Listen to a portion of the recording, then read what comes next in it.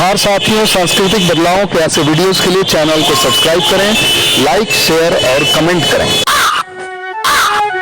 आज के जो द्वितीय प्रमुख वक्ता है आदरणीय आचार्य पूरन सिंह लोधी सर, आप जो आज सनातन धर्म सभा के संस्थापक हैं, आप मध्य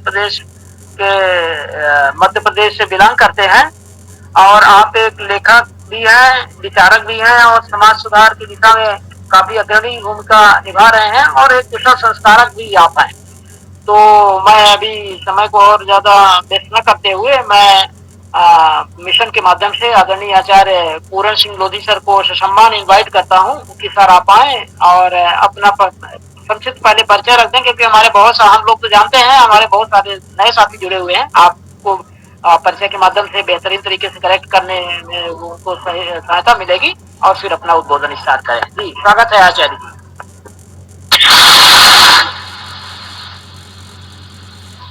जी, आज के इस वेबिनार में हमारे बहुत से प्रबुद्धजन जो हमसे भी वरिष्ठ हैं जुड़े हुए हैं, उनको सादर मेरा नमस्कार, और जो हमसे जूनियर हैं उनके लिए मेरा हृदय से धन्यवाद, बहुत बहुत प्यार। और मैं सभी को प्रणाम करके आचार्य रंजन प्रसाद जी ने बहुत ही विधिवत और कहना चाहिए कि एक आज की व्यवस्थागत जो परिपाटी है उसके अंतर्गत बात रखी है और समाज को आगे बढ़ाने के लिए, और एक धार्मिक क्षेत्र में जो हमारा एक खालीपन है, क्योंकि जैसे राजनीति का क्षेत्र है, व्यापारिक क्षेत्र है, सामाजिक सांस्कृतिक क्षेत्र है, उसी प्रकार एक धार्मिक क्षेत्र है। धार्मिक क्षेत्र में अभी हम नगण्य हैं और हमें सभी क्षेत्रों में हमें अपनी संख्या के अनुपात में भागीदारी हम अगर शासन प्रशासन में मांग रहे हैं, धर्म के क्षेत्र में भी हमारी भागीदारी बढ़ना चाहिए। उस दिशा में बहुत अच्छा मार्गदर्शन रंजन प्रसाद जी ने आप सबके बीच में रखा है, और मैं चाहता हूं कि जो भी हमारे नवयुवक हैं, पढ़े लिखे नौजवान हैं, उनको धर्म के क्षेत्र में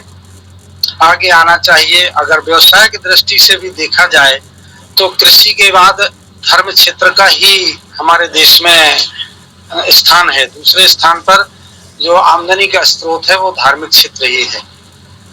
तो इसमें हम समाज सुधार के साथ साथ अपने व्यवसायिक दृष्टिकोण से अगर इसको देखें तो समाज के लिए बहुत लाभकारी होगा, ऐसा मेरा मानना है। क्योंकि हमारा थोड़ा सा भिन्न दृष्टिकोण है इस मामले में कि अगर हम मान के चलें कि जब हम सामाजिक हुए होंगे, फिर समाज के बाद समाज के ये नियम कायदे सारे ग्रंथ ये सब कुछ निर्मित हुए होंगे, और वो उस समय निर्मित हुए जब उनमें कोई कैटेगरी भी नहीं रही कि कौन श्रेष्ठ है, कौन निकृष्ट है, कौन मध्यम है, कौन उच्च है, कौन अछूत है, कौन छूत है। हम एक आदि सनातन धर्म सभा के बारे में जब मुझसे प्रश्न किया कि आपने ये आदि सनातन धर्म सभा, क्योंकि सनातन धर्म सभा तो सनातन धर्म तो सभी जानते हैं, अब ये आदि सनातन धर्म सभा आपका ये कौन सा संगठन है, ये कौन सी संस्था आप बना रहे हो? कई लोगों ने मुझसे प्रश्न किए हैं, उनके जो मैंने उत्तर दिए वो मैं यहाँ भी साफ कर देना चाहता हूँ कि आदि सनातन धर्म सभा का मतलब है कि हमारी कोई व्यवस्था अनादि नहीं। जो भी हमारे पास धर्म ग्रंथ है, देवी देवता है या कथानक हैं, पुराण हैं, शास्त्र हैं, इन सब में अनादि शब्द लिया गया है, जिनका कोई आदि नहीं है, शुरुआत नहीं है। अनादि का मतलब होता है जिसकी शुरुआत ना हो, लेकिन हम कहते हैं कि हमारे समाज की शुरुआत है। आदि काल में हम अन्य प्राणियों की तरह हम भी इस प्रकृति के प्राणी थे। धीरे धीरे बुद्धि का विकास हुआ और हमारी जीविकोपार्जन के साधन जैसे जैसे हम विकसित करते गए, हम एक जगह बसते गए, और जब एक जगह रहे तो समाजों का निर्माण हुआ। फिर उसके लिए रीति रिवाज बने होंगे, कानून कायदे बने होंगे, परंपराएं बनी होंगी, संस्कार बने होंगे। ये सारी व्यवस्था किसने बनाई? हम लोगों ने। इसमें कहीं भी ईश्वर का हाथ नहीं है, ये हमारी आदि सनातन धर्म सभा का मानना है। ये व्यवस्था प्राकृतिक है, जैसे अन्य प्राणी है वैसे मानव भी इसका प्राणी है। और ये जो भी व्यवस्थाएं आज मानव ने निर्मित की हैं, चूंकि वो बुद्धि, उसके पास बुद्धि का विकास हुआ तो खुद के लिए उसने नियम बनाए। ईश्वर ने कोई ऊपर से नियम बना के समाज के लिए नहीं भेजे हैं, ऐसी हमारी संस्था का मानना है। तो हमारे जो बुजुर्ग थे, पूर्वज थे, बुद्धिजीवी थे, अब चाहे हम उनको किसी भी वर्ण व्यवस्था के अंतर्गत ले आए, लेकिन इससे छूत अछूत नीच और ऊंच की ये भावना बाद में स्वार्थी बस कहना चाहिए कि स्वार्थ बस पैदा हुई होगी या की गई होगी, कुछ लोगों को ऐसा लगा होगा, तो ये धीरे धीरे इनमें ये कैटेगरी बन गई। लेकिन काम कोई ना नीचा है ना ऊंचा है। जैसे अभी एक दिन वो कचरा गाड़ी आती है तो मेरे नाती ने बोला कि दादाजी आज वो कचरा वाले नहीं आए। तो मैंने उनको बताया बेटा वो कचरा वाले नहीं है, वो सफाई वाले हैं। कचरा वाले हम लोग हैं, क्योंकि कचरा हम फैलाते हैं और वो कचरा उठा के ले जाते साफ करने वाले, इसलिए वो सफाई वाले लोग हैं और कचरा वाले लोग हम हैं। तो हमारा सोचना है कि हम ये सारी की सारी मानव की व्यवस्था है, इसलिए यह आदि है। और सनातन का मतलब होता है शरीर के साथ। शरीर के पहले हमारा कोई धर्म नहीं होता और शरीर छूट जाने के बाद भी हमारा कोई धर्म नहीं बचता। तो पूरा का पूरा हमारा जो जीवन का क्रम है या जो भी हमारी परंपराएं हैं, तो इसको सनातन का मतलब होता है एक शरीर से दूसरे शरीर में। उसका मतलब ये नहीं है कि हम ही एक शरीर से दूसरे शरीर में जाएंगे। जैसे हमारे पिता के बाद हम आए तो ये शरीर भी पिता का ही है। हमारे बच्चे होंगे तो उनके पास जो तन है वो भी हमारा ही है। तो जो परंपराएं हैं, जो संस्कार हैं, जो रीति रिवाज हैं, जो रहन सहन है और जो जीवन पद्धति है, एक शरीर के बाद दूसरे शरीर को ट्रांसफर होती है। और ये क्रम शुरुआत से आदि समय से चला आ रहा है और ये चलता रहेगा। इसलिए यह क्रम जो है नित्य नूतन और पुरातन है।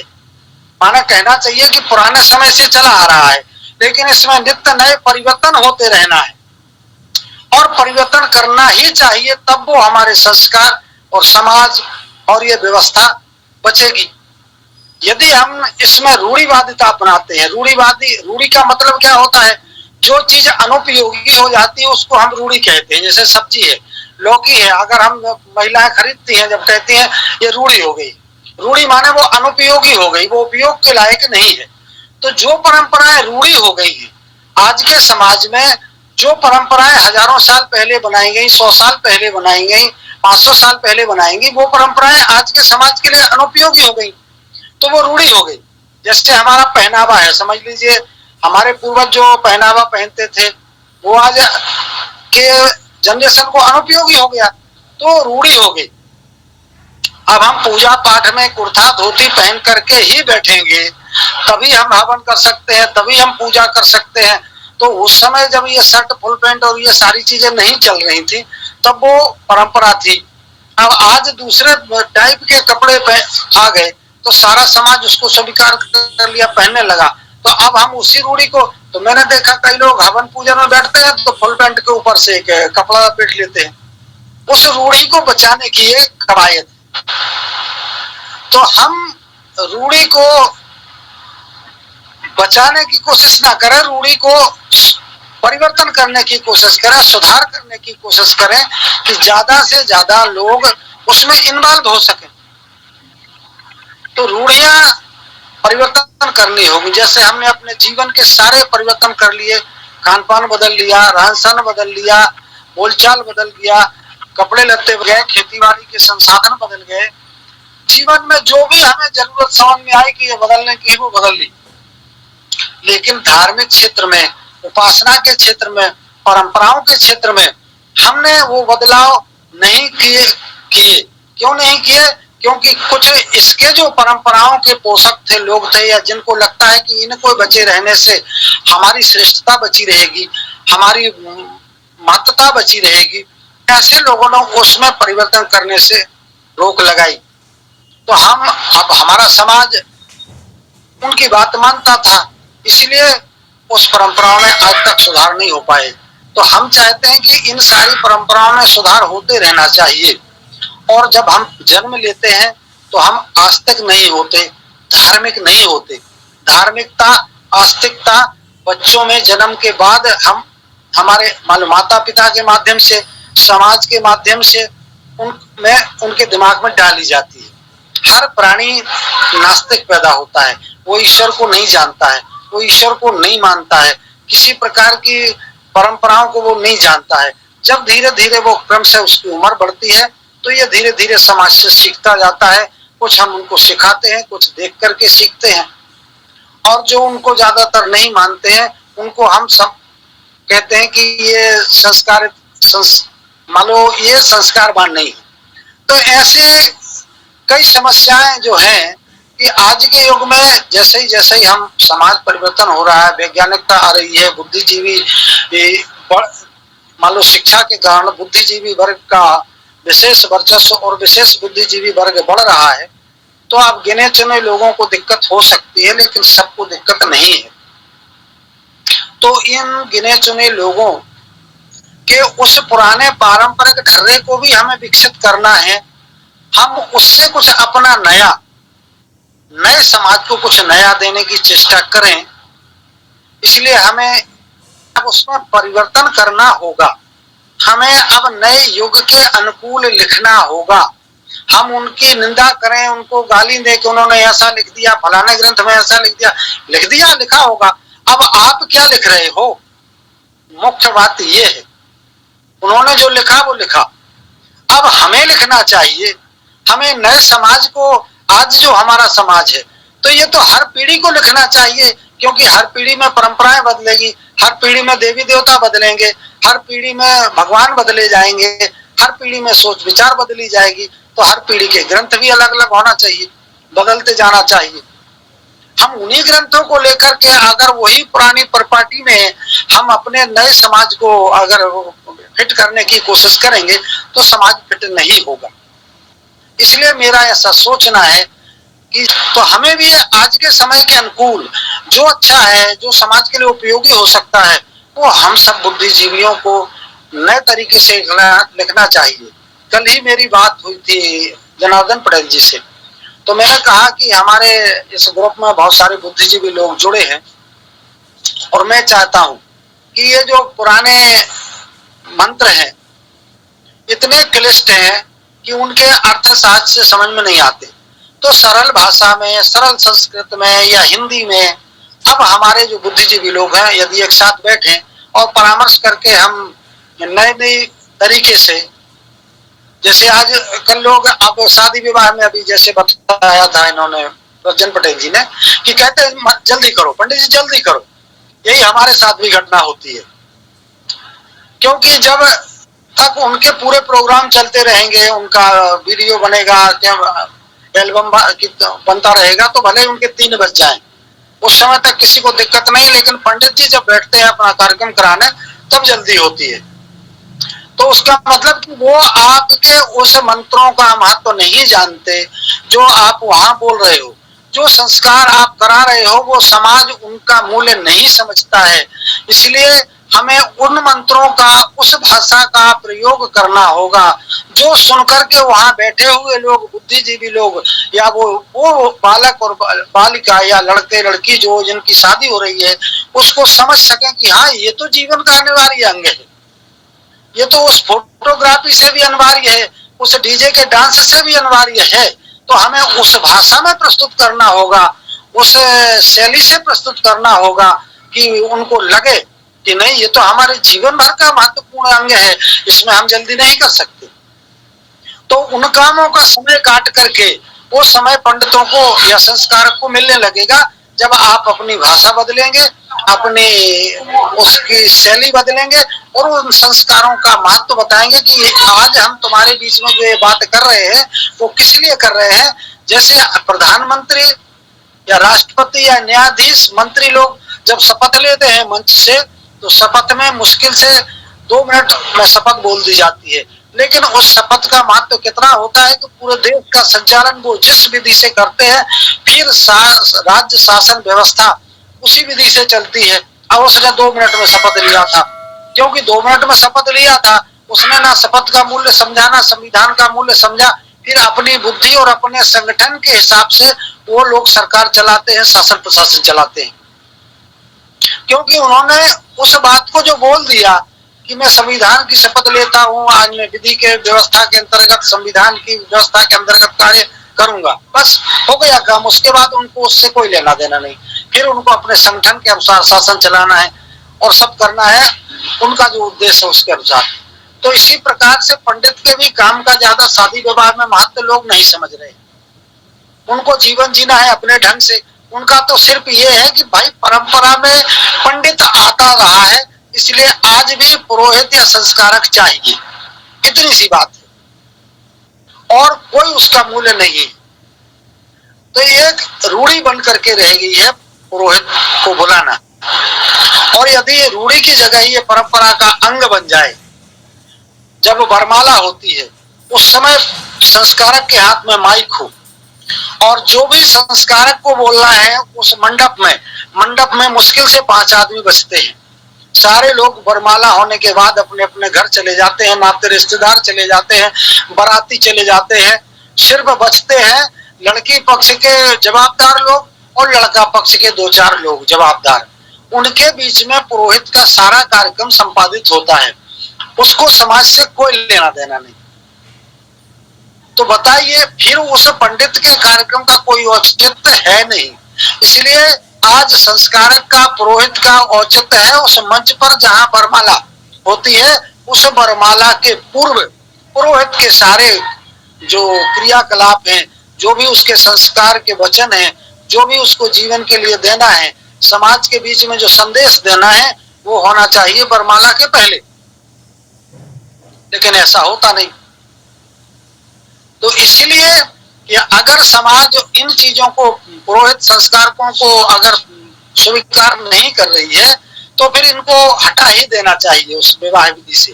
और यदि संस्कारक पुरोहित की जरूरत है तो आज विवाह सीमित हो गए हैं वरमाला तक। तो वरमाला के पहले ही संस्कारक पुरोहित के विधि विधान के अनुसार वरमाला होनी चाहिए। बाद में जो क्रियाकलाप मंडप में जिनको कराना है वो होते रहेंगे, लेकिन समाज को जो संदेश दिया जा सकता है वो मंच से दिया जा सकता है।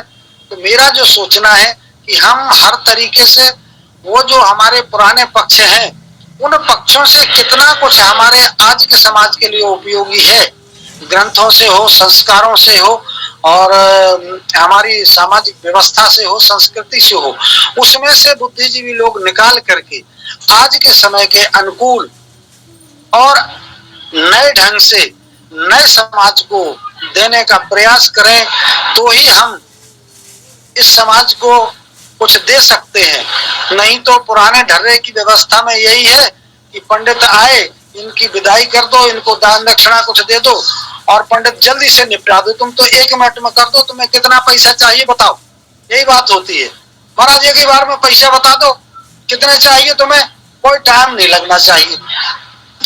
तो इसका मतलब होता है कि पुरोहित आता है पैसा लेने के लिए और वो पुरोहित मात्र एक रूढ़ी है कि वो जरूरी है। कई जगह ऐसा भी होता है। अभी मैं ओरछा में केवट समाज का विवाह संपन्न कराने गया। अब लड़की पक्ष से पंडित जी थे, पांडे थे, बुजुर्ग थे। अच्छा, तो हम सबके साथ कंप्रोमाइज भी करते हैं कि भाई लड़की पक्ष का काम वो करेंगे, लड़के पक्ष से हम आए तो हम करेंगे, लड़की पक्ष से हम है तो लड़का पक्ष के पंडित आए हैं तो वो करेंगे। लेकिन विधि विधान वही है, लेकिन उसमें भी अपन संशोधित करते हैं। तो ये बुद्धिजीवियों ने उस समय समाज को कैसे अपने बुद्धि विवेक से कंट्रोल में रखना है, उन पर ये काम करने के लिए ये हमारे सामने जो प्रमाण प्रस्तुत किए हैं उनका कहीं ना कहीं तक उपयोग भी है। और आज हम उनको अगर सही दृष्टिकोण से समझें तो आज वैज्ञानिक विधि से या आज की शिक्षा की विधि से तो ये सारी चीजें अनुपयोगी हो गई, क्योंकि लोग कहते हैं ऐसा हो नहीं सकता और नहीं हो सकता, ये हम भी मानते हैं।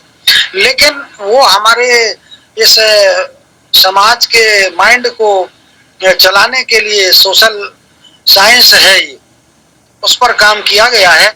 इसलिए ये जो बने हैं शादी विवाह के संस्कारों में, ऐसी पूजा करना चाहिए, ऐसी पूजा करना चाहिए, ये देवता की पूजा ये यहाँ से रख दो, इतना सारा सामान शादी विवाह की पूजा में आता है कि वो कहीं करवा लाते हैं, कहीं लकड़ी की छोटे छोटे सिंदूरी लाते हैं। खाम क्यों गाड़ा जाता है, गुलर की लकड़ी क्यों गाड़ी जाती है, जामुन के पत्ते क्यों लगाए जाते हैं, बांस के ही वो पत्ते क्यों द्वार पर गाड़े जाते हैं।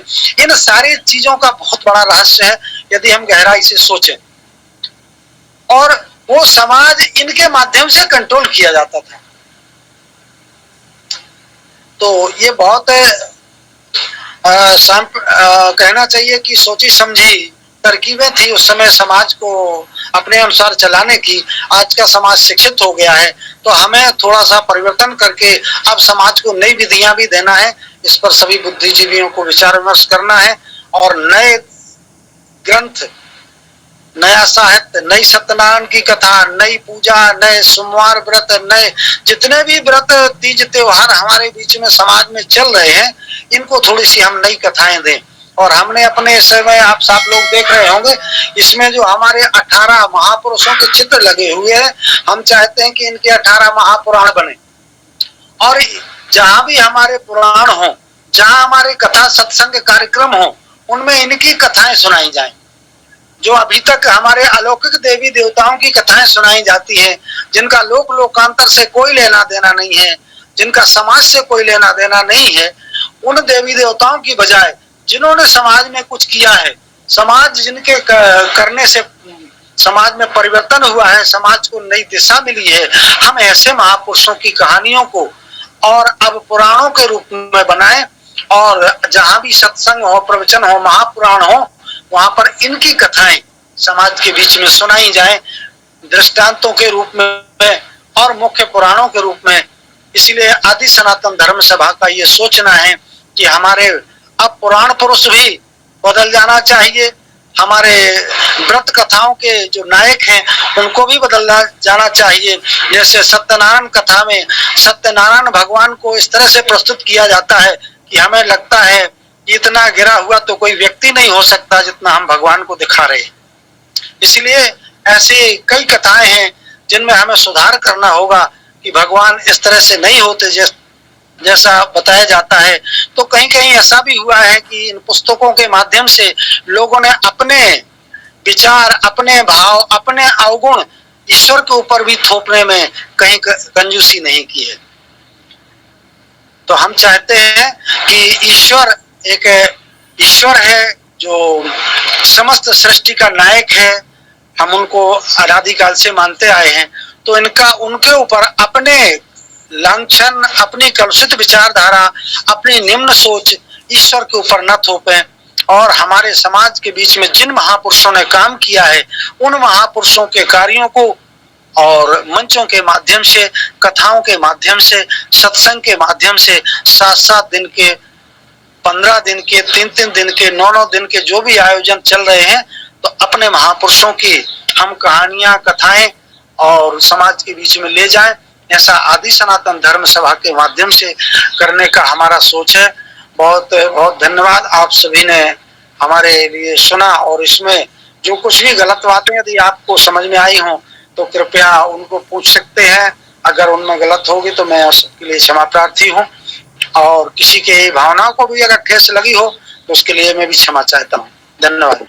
हमारे बीच में आदरणीय आचार्य विनोद प्रभु सर जुड़े हुए हैं छत्तीसगढ़ से, तो मैं सर को सम्मान इनवाइट करता हूं कि सर आप आए, अपनी बात रखें। आदरणीय आचार्य विनोद प्रभु सर। जी, आपका बहुत बहुत साधुवाद। सभी साथियों, प्रबुद्ध साथियों को बुद्धि को नमन। नमो बुद्धाय। जय संविधान, जय भारत। इसमें जो हमारे आचार्य गण जुड़े थे और काफी अच्छा जो चीजें कही हैं, और वो चीज जो आप इस वैदिक या जो सनातन पद्धति है या जो पौराणिक पद्धति है, तो ये चीज तो हम लोग बहुत पहले से कर रहे हैं और क्योंकि समाज अभी इधर प्रेरित नहीं हुआ है तो अच्छा है कि कम से कम आपके माध्यम से ही आए।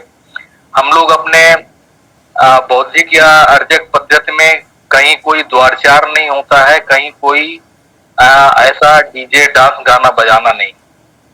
आप आइए, आपको जो है समय फिक्स रहता है कि भैया 8 बजे आपको पहुंचना है, तो 8 बजे के पहले आप रोड लाइट डीजे जो आपको करना, वैसे मना करते हैं, नहीं करना चाहिए, पर्दे का वो है।